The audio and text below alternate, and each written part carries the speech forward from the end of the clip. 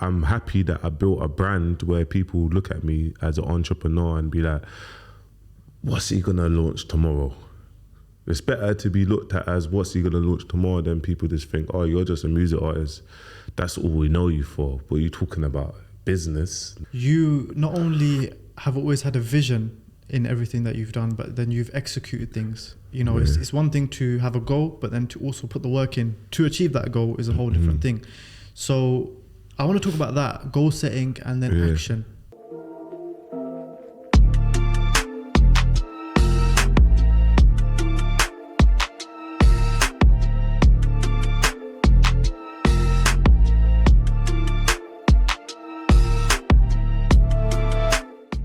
Welcome to another episode of Season 6 of Recipe to Success here in Dubai.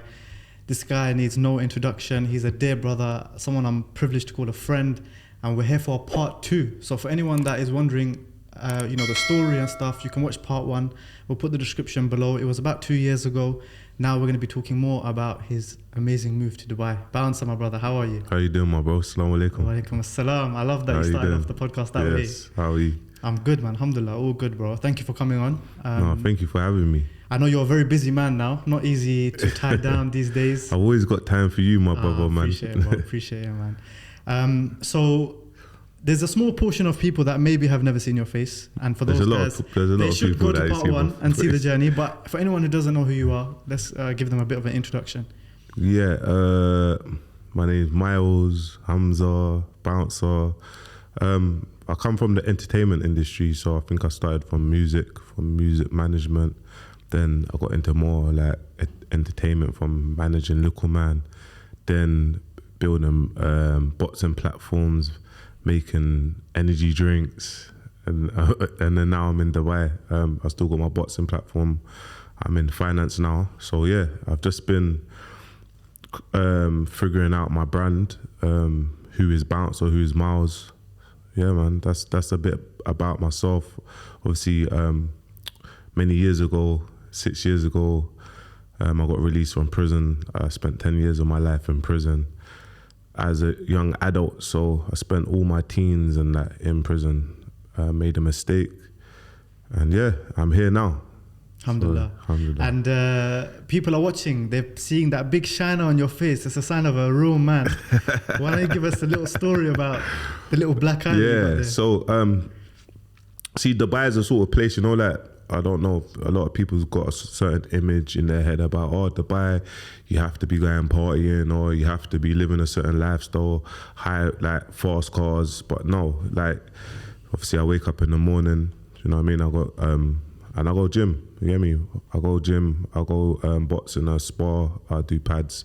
So I was just sparring. Obviously I got punched up by some professionals, but it was very important that you get a routine here, because you can be here and a lot of people fly over, they can kind of draw you out, do you know what I mean? You can end up going shisha every single day and things like that. So it's always good to, I took up quite a lot of sports, like being here. So I like bike riding. I was riding in the desert.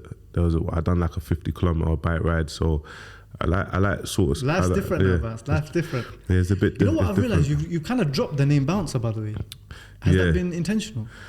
I think that... I mean, it's your brand, yeah, it is. So I feel that on the internet, there's a few characters. I don't like... sometimes there's a few characters. Me and myself now speaking to you, but maybe on the internet, a lot of people might see me ranting, or...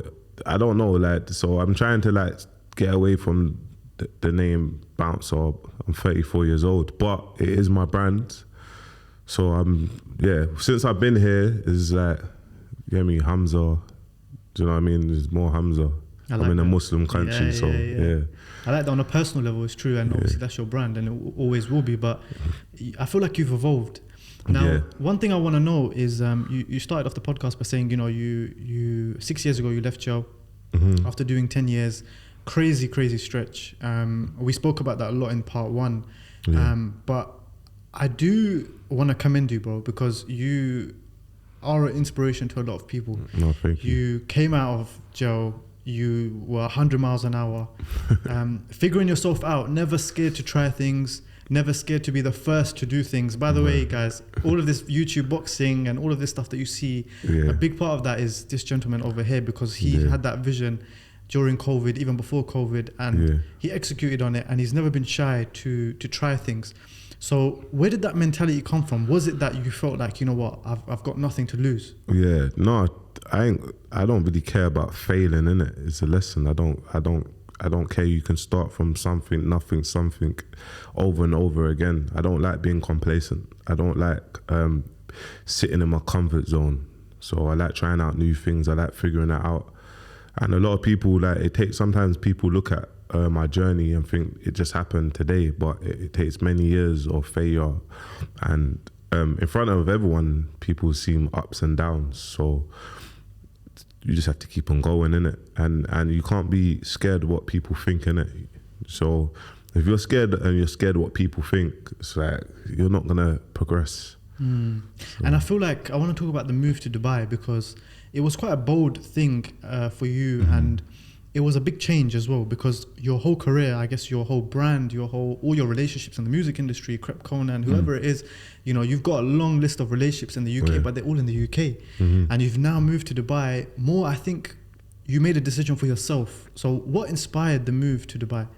Peace of mind over everything, bro. Like, that's just what it is, peace of mind. I mean, for one, I'm in a Muslim country. There's loads of opportunities. You go into the UK, it's always crabs in a bucket. No one don't want to help anyone. Everyone's in competition with one another. So I just wanted to get out of that. Like, I just didn't want to be in that world no more, where you have to be someone, you have to be an influencer for people to respect you. No, I want to go to the gym, meet someone that's a random person and get talking to him or her, and do you know what I mean? Do you feel like people are more friendly here? Yeah, 100%. The hospitality is the best here. People are friendly. You will never in a million years have conversations with people here. Have a conversation with people in the UK, but you have them here. You will just bump into people. So the move to Dubai was like I was waiting quite a long time to come off license, and then I got an opportunity. It came my way, and I moved here. You know what I mean? So that's what was holding you back before, was license? Yeah, license was holding me back. I wasn't allowed to fly like that. So as soon as I came off license, I just flew out, man. And straight away you just thought Dubai. That was your first thing? Well, I came, it took me about 8 trips within a year, and I was like, yeah, I'm here, man. I felt at home. Everything is in, like, you know, you have 2 languages here. It's like Arabic or English, and yeah, man, it was just, I just fitted in here, man. I feel at home. I feel at home, yeah. Yeah, I feel like in the UK sometimes we don't feel at home, man. We grew up there, but it's dangerous now, man. It's too dangerous for me. Like, yeah, for you, I'm guessing you must be paranoid sometimes, man. For everyone, it's dangerous. People are getting stabbed in West End. It doesn't matter. Don't matter what watch you got on. It could be fake, real. So you're living in an environment like that. For me, it's like I don't want to be around that no more. Do you know what I mean? Like, yeah. I feel like as well, you know, going back to what you said about crabs in a bucket, I think in Dubai it's really the opposite, bro. Like people, they want to push you, they want to help you. They feel like, you know what, let me help this guy. He's trying. And I think because everyone has come to Dubai from somewhere, and they've all been through that journey where they're either starting from scratch or they're trying to find themselves. So they're willing to, like, I'll give you a prime example, like even with the podcast, bro. Like sometimes in the UK, with all due respect, we've got nothing but love for our people in the UK, but you know, it's sometimes hard to get, you know, big people on the pod because they just feel like, you know what, I'm too busy or I've got this and that. But here, people are open, bro. I've had people with 1 million followers, they're humble. Humble, man. That's it. And but one of my brothers, he's here now. Obviously, I've been training with him every day. K-Trap, obviously, he's a reefer. He took his shahada like a year or so ago. And he was saying to me a couple of days ago, he said, why, like, he's in the music world. So he said, look, that you can see that the Americans, they work with each other more. Like, they'll all jump on a private jet together, like, no problem. But he's like, what?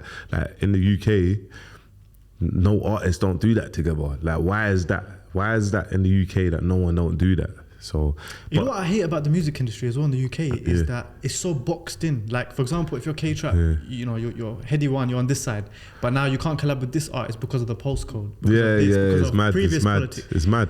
It's crazy. It's crazy, and in the grand scheme of things, I'll be honest with you, it's down the line, it actually means nothing, man. It actually means nothing, because if you want to follow postcode war, you will realize the people that are in prison, 99% of the people that are out, they don't even check for their friends in prison. So, but you have to mature, you have to go through life to understand that. Do you know what I mean? Because there's a lot of peer pressure when you're on the block. And I will say this over and over again, because you see a lot of people like they're 21 plus and they're in the park, 30 plus, they're in the park and they're smoking weed with no ambition, and they're gossiping about someone that's really trying to make moves, you know? So yeah, it's just a hate culture, isn't it? Yeah, that's it. Do you ever step back and think about it? Like, you were in jail and now you're in Dubai. Like, does that ever come to your mind? Yeah, but it's like, it's very important to just stay humble, innit? I think God didn't make dua. I pray that. I think it's very important just to stay humble. Do you know what I mean? Because things could always be worse. So I try not to like complain, or do you know what I mean? So has it affected you in any way, like mentally, of some of the things that you've gone through today? Does it ever cross over? Always, man. Always. But I feel like I can control it. But I have Islam in it, so like I can control my mental health in terms of, I think everyone's got mental health to a certain extent. So you just have to ground. You have to do things that, do you know what I mean, help it. And yeah, man, you can't let that overpower what your destiny, like what you're aiming to do. Do you know what I mean? You know what I find with you as well, you were always, even in the UK, even towards the end, religion became important to you. It was something that was important. But now I feel like you've really it's become a part of you. But do you know what? I'm not the best of Muslims. I We're sin, all sinners, do you know but what I of mean? course, But I am Muslim. Like, I say it straight. Like, I am Muslim before a skin color. I said that the other day, and a lot of people was rattled, and I don't really care. Do you know what I mean? Because my skin color is not getting me to heaven. Do you know what I mean? So Islam is so, but only thing I can do is lead by example, more for the younger generation. That's who I target, the younger generation, to make sure that I'm a role model. I be very mindful of the stuff that I put up. Do you know what I mean? At the same time, I'm a human being, so if I have an argument or if something's gone out of control, I don't promote knives. But but I do believe in putting the knives down, have a fight, have a one-on-one from the streets. So yeah. No, I agree, man. Those times were much better. So how does life compare pre-Islam and post-Islam?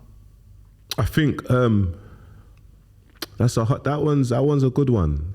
So I do believe that, I think a lot of decisions that I make is like Islam. Like I do you know what I mean? There's a lot of decisions that I make. I've had loads of people reach out to me to jump on podcasts that is sponsored by alcohol, or collaborations with alcoholic brands, and they've given me a figure, and I'm saying no, I ain't doing that, man.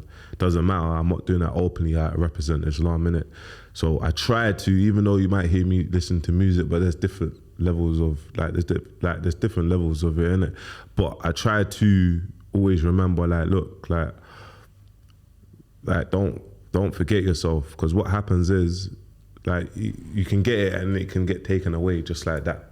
So I do try my best. If that was before, then there's no what can we live for? There's no morals of what's right and wrong. There's no morals of what's right and wrong, because you don't know what's wrong. Do you know you don't know what's wrong. You're just following your friends or the street. You're just following your friends. You don't know what's right or wrong. I love that. So you obviously didn't come to Dubai for just a joke, just to put your feet up, you're here, you're grinding, you're working hard. What's some of the things that you got going on at the moment? Yeah, so I'm in finance. Obviously, we provide we see Bumper in a suit, man. No one ever expected that one. I'm in a suit. I got office in Business Bay. I'm in finance. Obviously, I'm in forex trading. We specialize in the education side. We've been going for over 6 months. So it's only now that our business is really starting to grow. So yeah, man. And we teach finance, like we teach FX. How does that compare to what you were doing previously? Like, do you feel like you feel comfortable in that role, like in that world? Yeah, I love that world. Is a good world. It makes sense. It makes sense, man.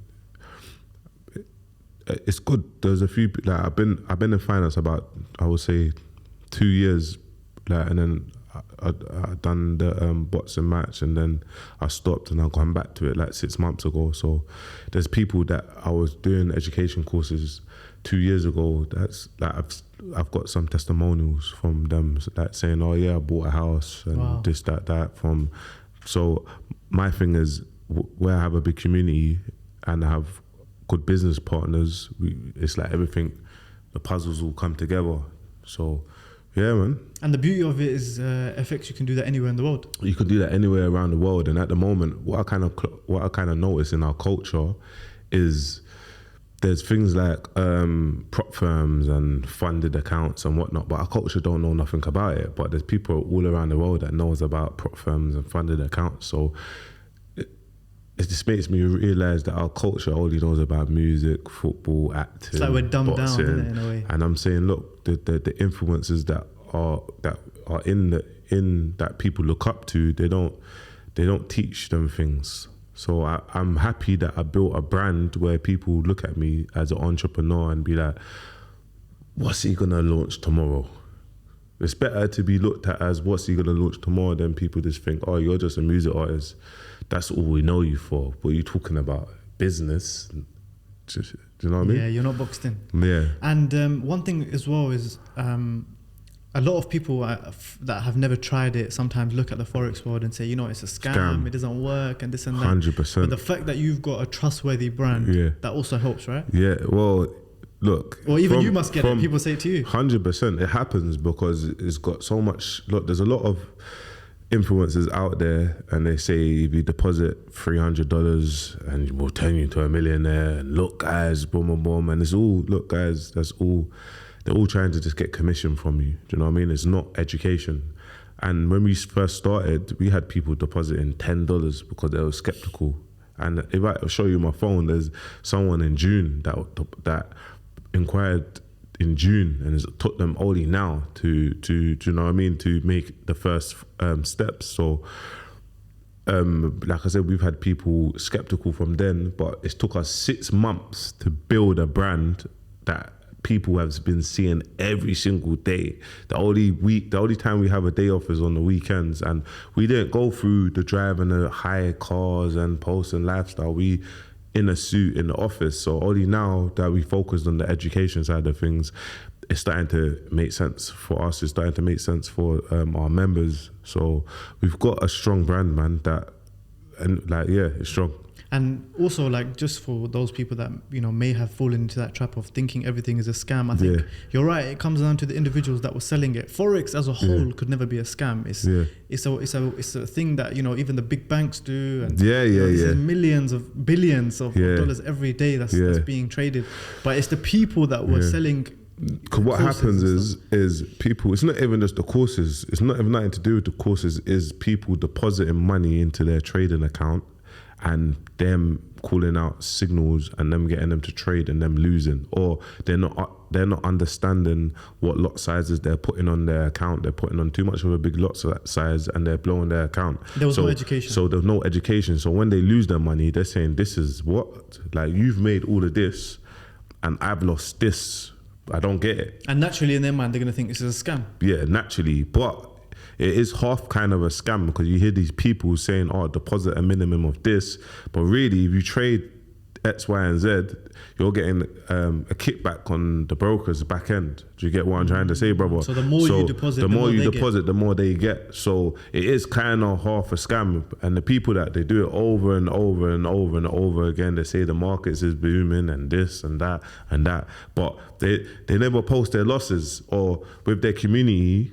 Their communities are always, they don't have a community where people are talking. So with my community, I have couple thousand people in my community, but they can speak to each other. They can speak to each other, so there's nothing holding them back to. Do you know what I'm trying to say? So there's lots of factors, but it just puts on the negative on everything as a whole, innit?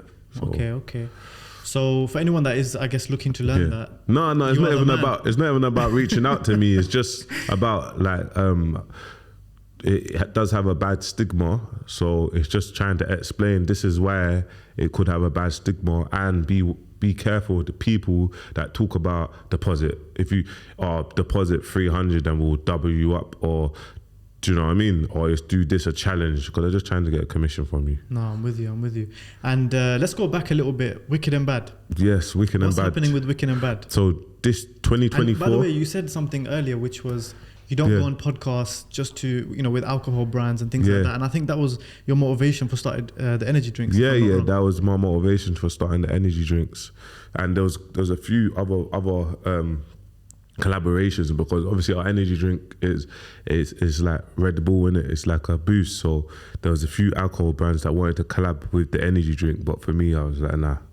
So it's very difficult. But Wicked and Bad, obviously, 2024, we're planning 6 shows. So I took a rest. I done one show this year. It was in the O2 Indigo, and we kind of just took a break while I just settled here. And now I'm planning 6 shows, so 3 in the UK and 3 in the UAE.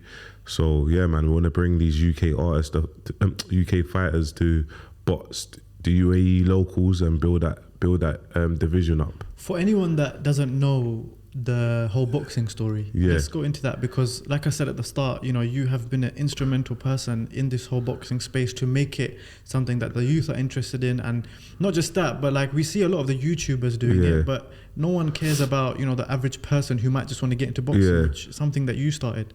At the start when we was pushing the boxing brand, in COVID.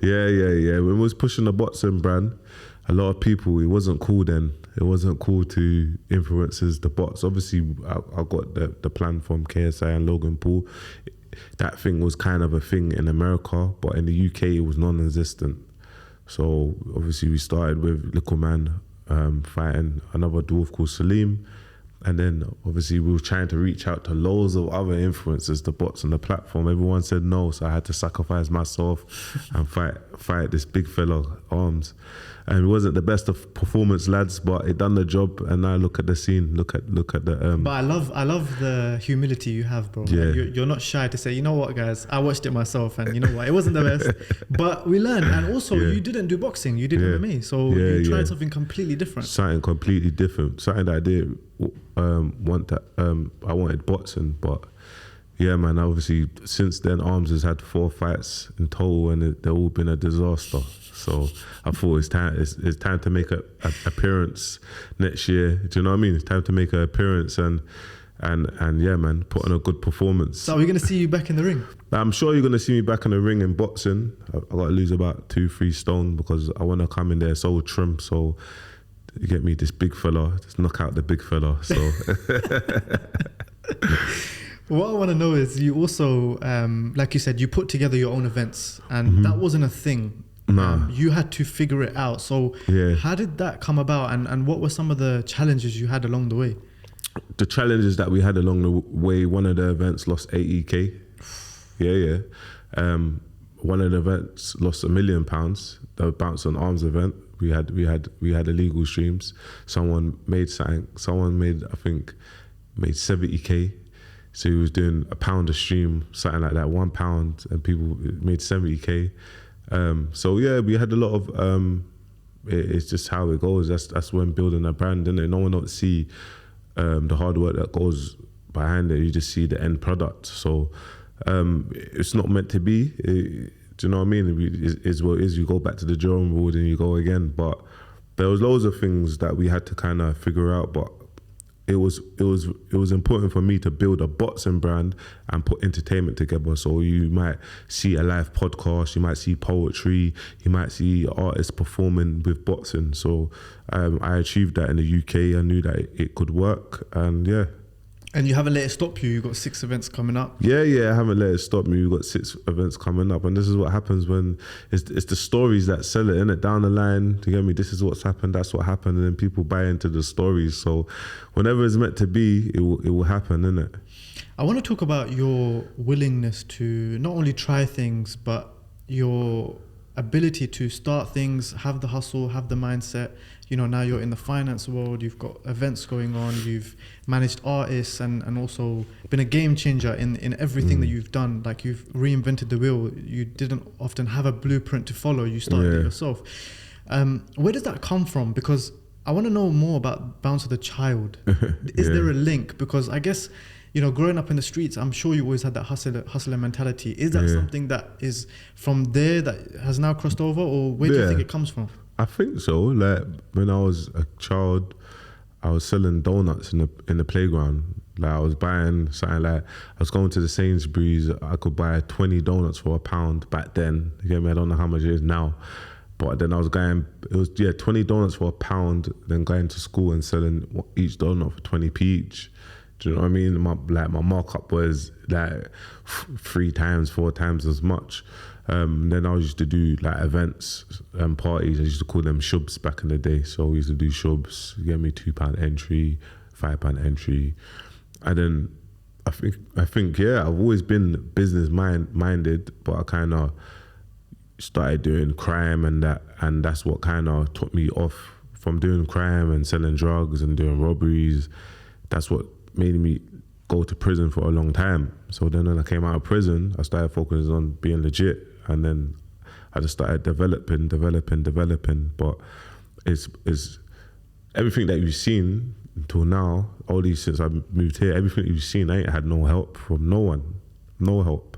Only like my team, you know. I'll be my business partner for Wicked and Bad, a few members of my team, but no one hasn't put in. I haven't had no investors, so everything that you've seen is do you know what I mean? It's self-built. But now I've got the backing to. Now you're gonna see some really cool stuff. I've just been developing for 6 months, but I'm coming for 2024, inshallah. The reason why I asked that question, bro, is because, like I said, a lot of people are inspired by your story, and I think if we try to break it down for those, because there's going to be a lot of people that watch this that you know, are followers of yours, and you know, maybe they're going through that journey where they have the entrepreneurial mindset. I always say as well, growing up in the streets, like, you know, there is a crossover. Like, if you have the skills of shotting, you can transfer those skills into business.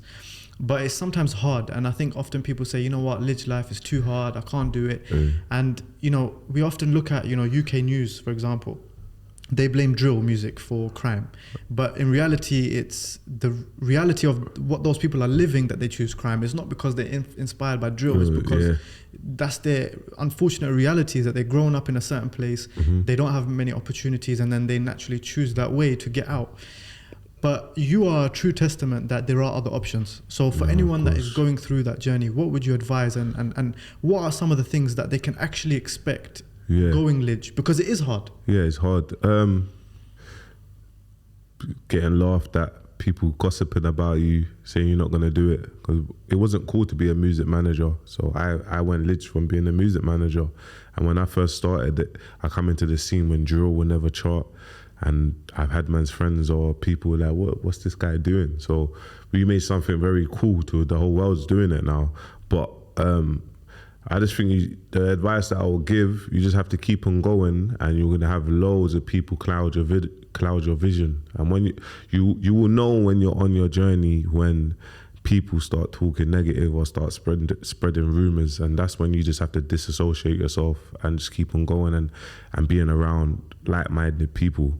That's when, because look, we live in a world, we were born to the people the friends that you grew up with, it wasn't by choice. So the friends that you've made now is by choice. So unfortunately, not everyone's gonna come on the same journey as you.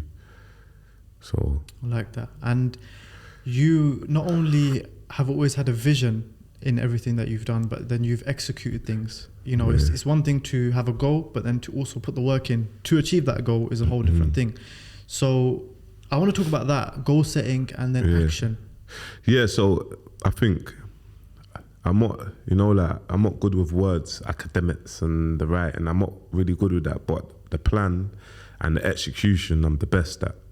Like, in my head, I see things that no one else can't see. But with my business partner, Cavell, he's very great at sales. He's very great at speaking. He's better at that side of the department, but I'm great at this side. I will answer 100 questions where he don't even know, like, how did you even know that, and that?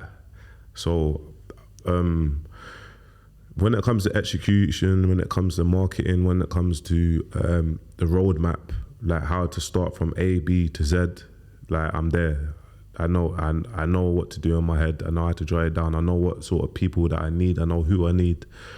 So yeah, I don't know. I'm Allah subhanahu wa ta'ala's gifted, man.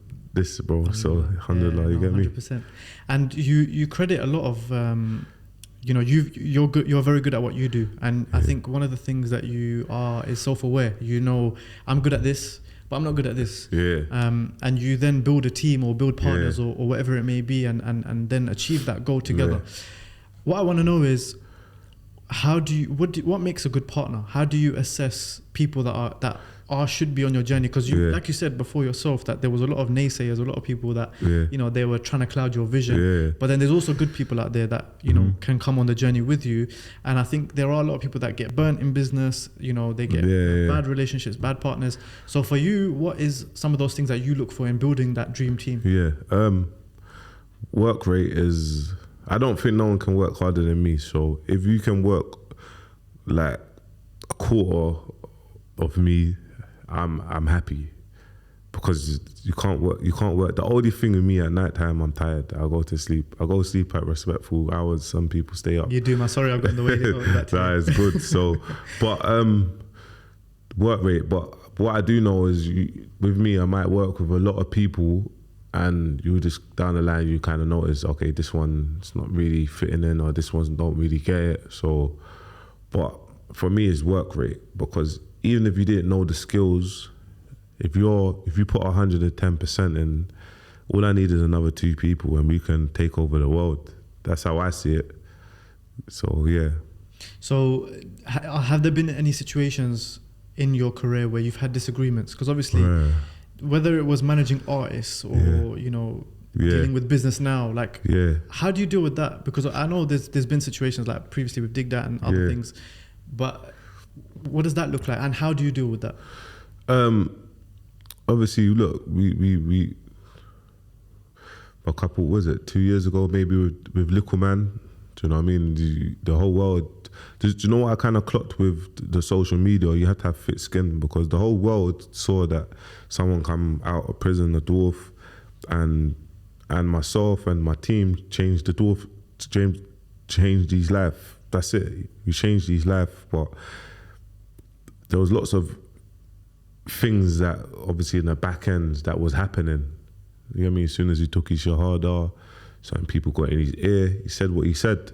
A year later, we done a podcast. We sat down like adults. I had loads of people like, don't ever work with him again. Don't do that. But it's like, if we're all saying we're Muslim and we can't forgive, like, I'm not one of you lot. Do you know what I mean? I'm not gonna have that mindset of like, this person done you dirty, don't ever work with him, don't give them the platform again. No, man, we got to set good examples for the younger generation. So I felt like that was, on both our ends, it was growth. Do you know what I mean? It was growth. I think I achieved what I needed to do now. I think going on followers, I think Little Man, when I started, he went down to 506k followers. Now he has 830k in a year. So he's got his own management team. So he's on his way again. So I think you know what I find, bro, is that you have been the foundation of a lot of people's growth. Yeah. Obviously, Little Man, Dig That are people that the public see, but then there's so many behind the scenes that they don't see. Yeah. And one thing I've noticed, even before I knew you or met you, was you can see this person is selfless. This person wants to help this person. This person has a gift, and you choose to give it to some people, and you know what, let me be on their journey, let me help them. But then something happens along the way where Always the fame sometimes gets in the way, or like you said, the voices. That kind of really frustrates me, because it's like someone with a clean heart then is, you know, plastered as the bad. You know what? I can't lie, that affected me in a big way, because even now, my team who I work with, I don't really let anyone else in. Just can't be bothered, man. I felt a lot of people, I used to support a lot of people, and then the people that reach out to me, I'm just saying, because I put a lot of people first. I didn't put myself first, and it almost destroyed me. So now, since I've been out here, I've just putting myself first, like with putting myself first and the people that are working alongside me. But before, I used to put people before me. So, but it's learning, innit? It's learning, innit? You know what I mean? You got to understand, with us, we don't, a lot of people do crazy stuff for this dunya, innit? It's not really for us. So we need to kind of understand that this dunya is not for, it's not, if we go, we can't worship this dunya. We can't worship, it's just all your good deeds that are going to carry you to where we need to go. So if we kind of understand that, we just carry on doing it. And if people want to burn you, we just got to understand that we don't live for this dunya. So clean hearts always win. Yeah. And I feel that, you know, through your journey, regardless of anything that's happened, that mindset has allowed you to just always conquer. And that's amazing. I want to know, Bouncer, what motivates you?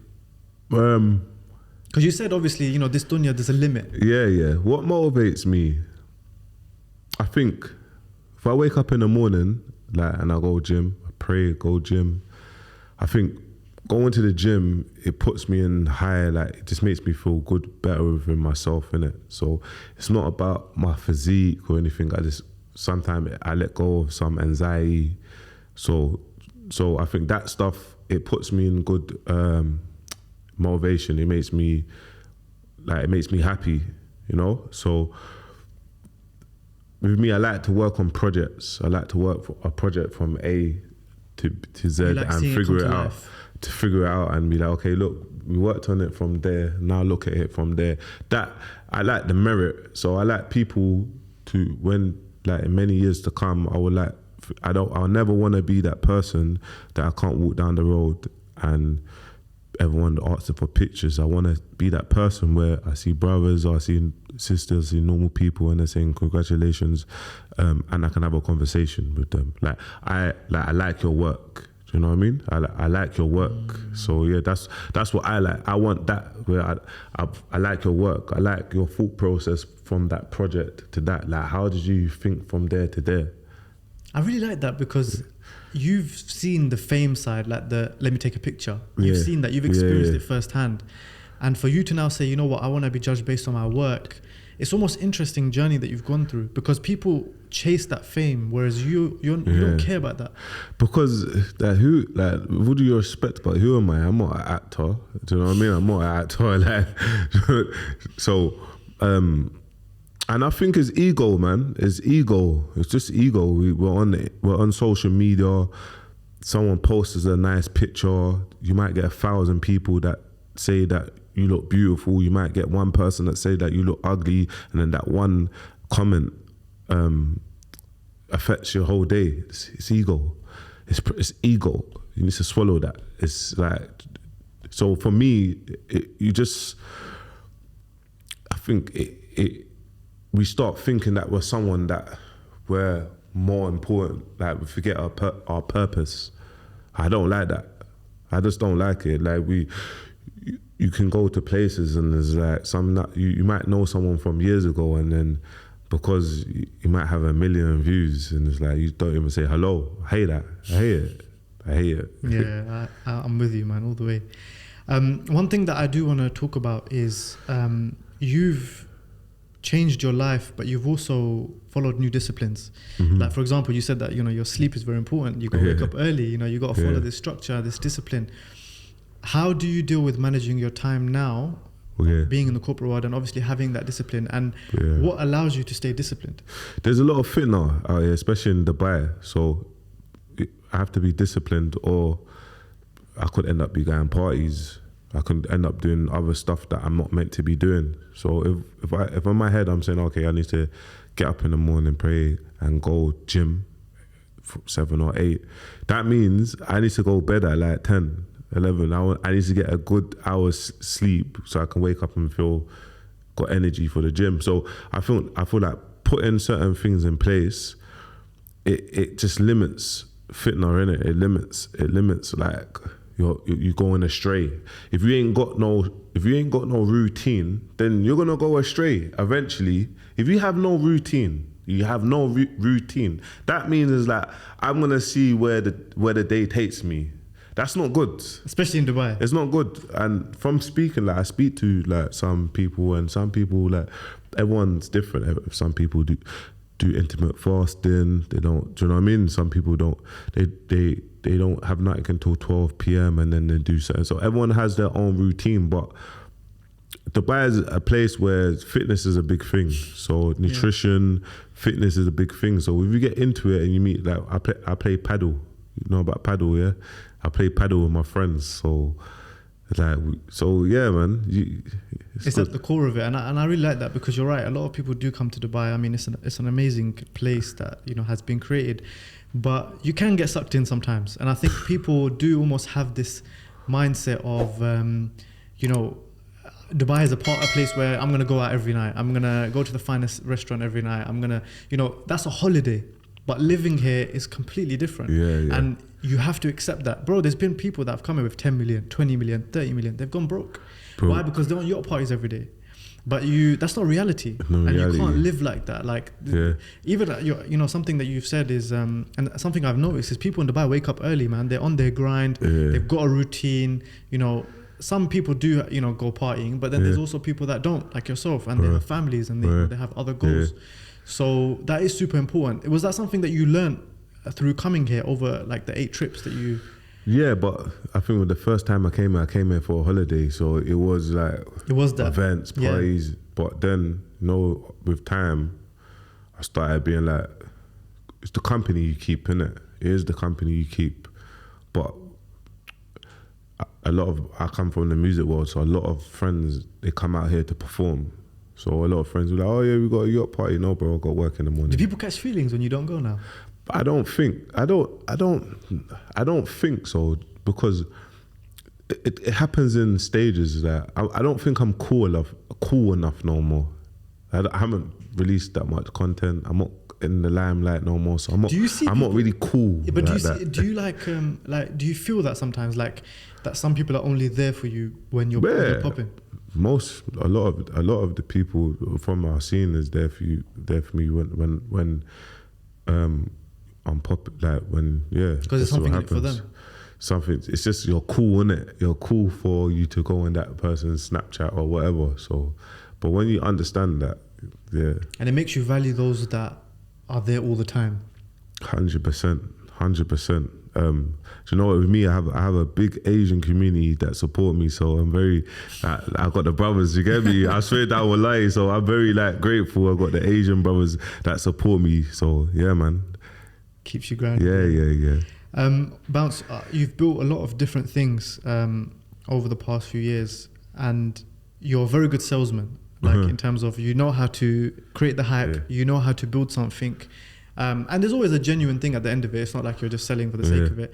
But you know how to get people involved, whether it's boxing, whether it's Wicked and Bad energy drinks, whatever it is, you know how to get people. Yeah. What do you think that is? And what do you think is the key to building a successful brand?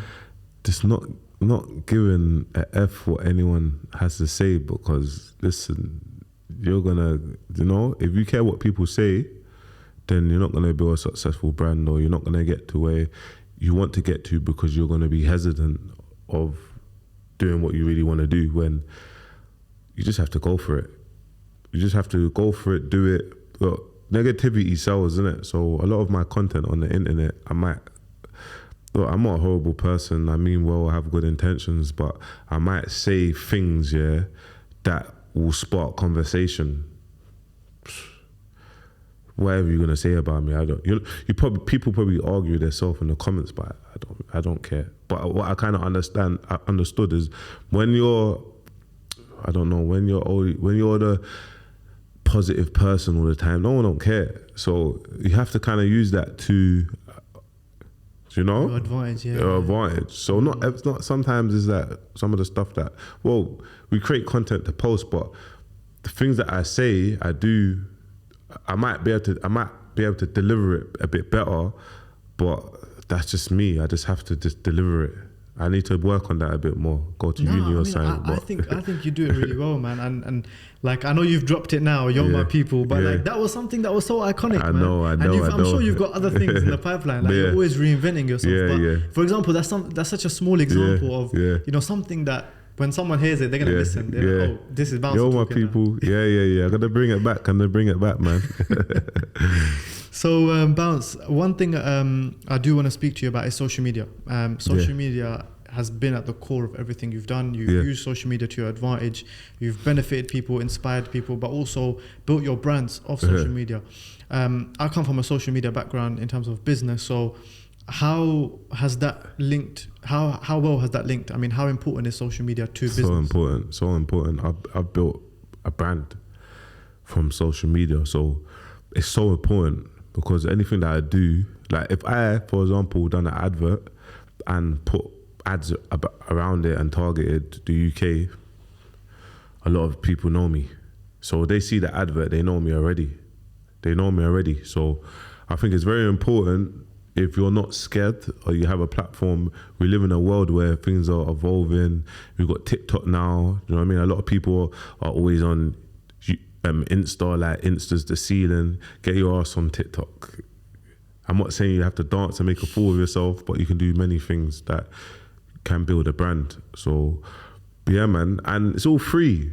Back in the day, people were spending a lot of money on advertisement. Now you can make an account on one of these platforms, and you can keep on posting videos, to the right hashtags, speak about a trending topic, and boom. That's it. Easy That's it. I think the main thing with you look, guys, anyone that's watching this, whatever viral topic is going around, speak about it.